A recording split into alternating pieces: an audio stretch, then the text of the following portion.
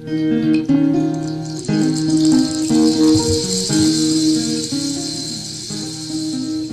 this is a necessary thing for us to do because ecosystems are very powerful things.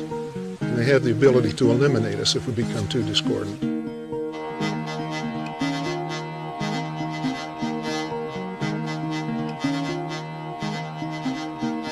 When our stories fail to allow us to protect and preserve the things that we value, then we need a new story. And so the first step is restoration, telling a new story that will help interpret the world around us and help guide our behavior. Science and the arts have to be integrated in this process, I believe, as our head and our heart has to be integrated. What we're looking for here are appropriate metaphors, ways of expressing our worldviews with the understanding that it's our worldviews that direct our actions in the world. So we're brainstorming new ways of thinking about what restoration means, new ways of thinking about how we can go forward.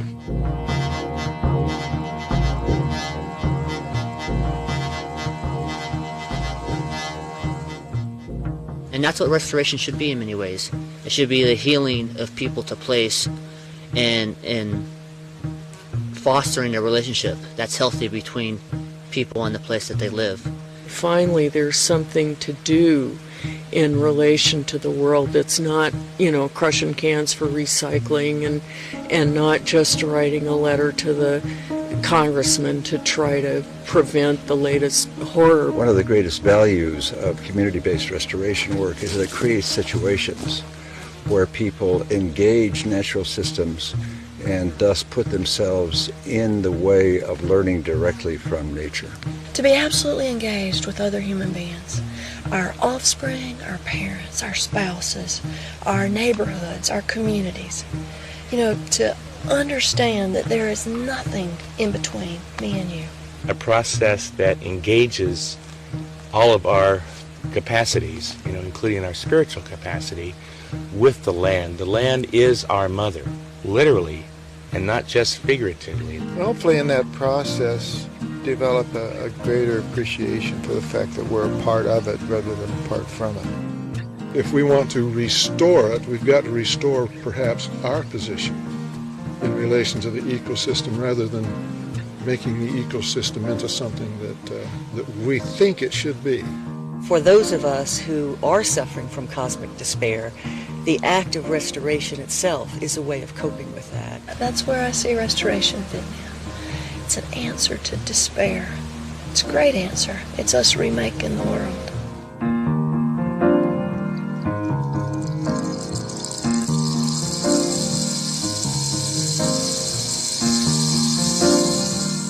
Maybe restoration is reweaving, but can you really reweave a tapestry that is based on 100 million years of evolution? Can you really reweave something that you didn't create in the first place and you really have very little knowledge of? The restoration is an evolving process, and you do the best you can at the time you can. And sometimes it's going to be wrong. One of the things that I think is really important when we think about ecological restoration is the notion that land has its own wisdom. Sometimes we think about restoring the structure of a system without thinking about restoring the process, the trajectory, the change through time. No system is static and fixed forever. It's constantly changing.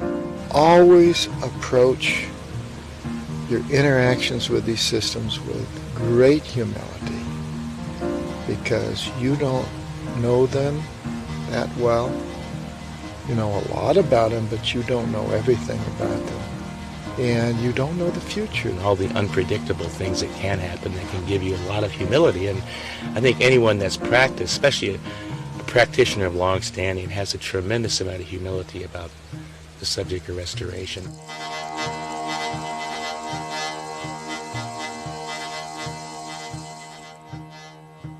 Truth and reconciliation might be a way of thinking about what restoration work is all about. Reconciliation, consilience, coming together again with the earth that is our home, is the source of our being, and it's our source of our spiritual joy.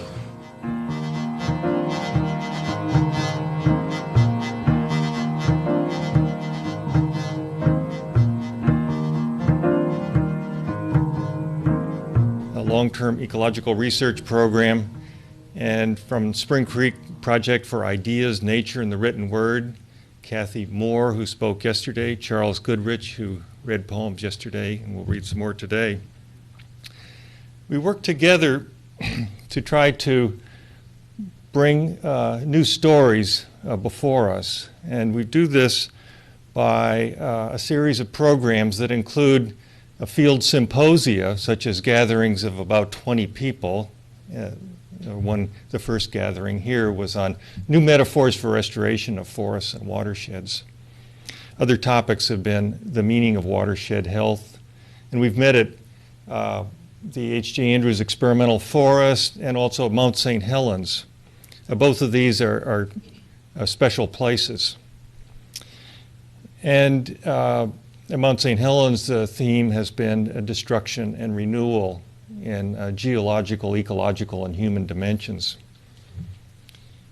And we also have writers in residence programs. So we've had nearly 40 writers, poets, essayists, philosophers, religious scholars come for 1 to 2 weeks and stay in the forest. We ask them to go to several reflection plots. This is the long-term ecological reflections program. So it overlaps with the long-term ecological research program at the Andrews. And so we ask them to go to places such as this, the site of Mark Harmon's 200-year log decomposition experiment set in a 500-year-old forest. And we ask these writers to reflect on long-term ecological change and our place in the world, and do their work. And just as we do with the visiting scientists and resident scientists, we have a program that is place-based, has a long-term view, is highly interdisciplinary. We want to collect the body of work and archive it and actively share it. And we do this in many ways. I left a brief brochure, some brochures in the back about this program.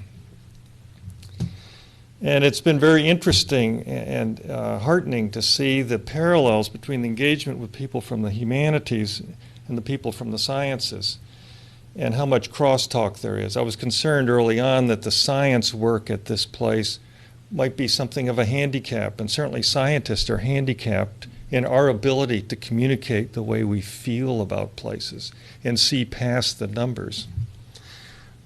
And it's been very interesting to see that we can make some progress with those sorts of issues. And this is all in the spirit of restoration. So Native people had stories about how to live on the land, and those were essential stories. They were, if the story failed, you would not survive. Then our technocratic engagement with the forest scrubbed, and other things, scrubbed those stories out of our language. And we're in a position of needing to find new stories. So I'd like to give you a few samples. The first writer in residence was Robert Michael Pyle, who is a lepidopterist, conservation biologist, but makes his way in the world as a very thoughtful writer. And he published the first short essay, The Long Haul, set in the 200-year log decomposition experiment site, now in year 26. We're just beginning. In the dim, deep wood of massive and moss-bound trees, the three tenors of the Northwest forest give voice. Varied thrushes, raspy note like whistling through spit, golden-crowned kinglets, high tinkle, the sound older ears lose first, and winter wrens, pucks with penny whistles on an endless tape loop. A fourth, pileated woodpecker, is absent now, having already totemed all the big old snags. I've arrived at the place known as the log decomposition plot. Fresh wind throw renders the trail almost impassable at times. A suitable gateway to a place where, when a tree falls in the forest, a lot of people hear it and then take a close look at what happens next. When I get to the laid out logs and the sawed off tree rounds the fallers call cookies, I know I've arrived at the place where druids of forest research make offerings to rot. To peer much further down the line requires not only empathy for those who follow, but also faith in the future, even if you won't be there to see it for yourself. Maybe looking to the future is a way of hoping there will still be something to see when we get there. Maybe it's the only way to make sure of it. So here's a scientist who looks at a log decomposition experiment with a 200-year planning horizon as an act of hope. I don't think the scientists themselves think in these terms. Another visitor to this site was poet Jerry Martin. And I've been to this site hundreds of times and talked about it with visitors and heard Mark Harmon talk about it. But it takes the freedom of thought of a poet to give the logs voice. So in his poem, Return of the Dead Log People, Jerry Martin speaks for the logs. Thank you for your participation in the Blue River Bone Orchard's first bicentennial Morticulture Conference. The role of the dead in carbon budgeting. But don't think it's over and done. We are everything that is still to come. All the indignities you're afraid will happen to you happen here. And he goes on, and one phrase is, in your breath now, our breath. And the decaying logs invite us to join them in the state of decay. And the logs close by saying, we eagerly await your input. So he's riffing off this researcher trash here. The white PVC pipes are respiration chambers to measure the exhalations of the logs, the CO2. And we, when we visit the site, are inhaling the exhalations of the logs. So not only does he turn around the, our frame of reference, but he also brings out the intimacy that we have with these logs when we are in their presence. So these are some of the sorts of new stories that are emerging by inviting folks who look at these places in different ways. And the long-term objective, of course, is to deepen our understanding of these ecosystems in the expectation that with deeper understanding we'll have greater reverence, in a much more respectful way. And I'll close with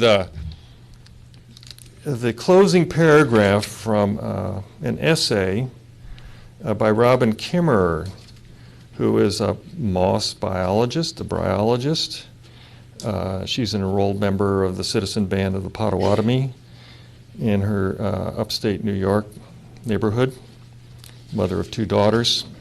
And this is from Interview with a Watershed. And she begins by talking about data points come up on the computer screen at the Forestry Sciences Lab in Corvallis, 0.162, 14.3, ... cruising across the T2 line from the Andrews Forest. She closes, rich as they are, conversation, mathematics, and poetry are but human languages. And I think there's another language, the forgotten language of the land. Its alphabet is the elements themselves, carbon, hydrogen, oxygen, nitrogen. The words are living beings, and its syntax is connection. There's a flow of information, a network of relationship conveyed in rising sap of cedars, in tree roots grafted to fungi, and fungi to orchids, orchids to bees, bees to bats, bats to owls, owls to bones, and bones to the soil of cedars. This is the language we have yet to learn, and the stories we must hear, stories which are simultaneously material and spiritual. The archive of this language, the sacred text, is the land itself. In the woods, there is a constant stream of data, lessons on how we might live, stories of reciprocity, stories of connection. Species far older than our own show us daily how to live. We need to listen to the land, not just the data, but for wisdom. So this is an exciting adventure. Our work has just begun. The work at the Andrews has just begun. It's been an experimental forest for only 63 years. Our experimental watersheds are only about 60 years old. Our oldest vegetation plot had its centennial reading last summer. But these are all very brief encounters with the forest relative to forest time, where we have 500-year-old and 800-year-old trees, for example, and certainly in the time scale of native cultures, which extend over many millennia. But we feel it's important to move forward and develop a body of work, share it, and learn as we go along. Chuck, hey, what's been one of your favorite surprises along the way? There were things I expected to hear from the writers, and certainly we have heard those: wonder, awe,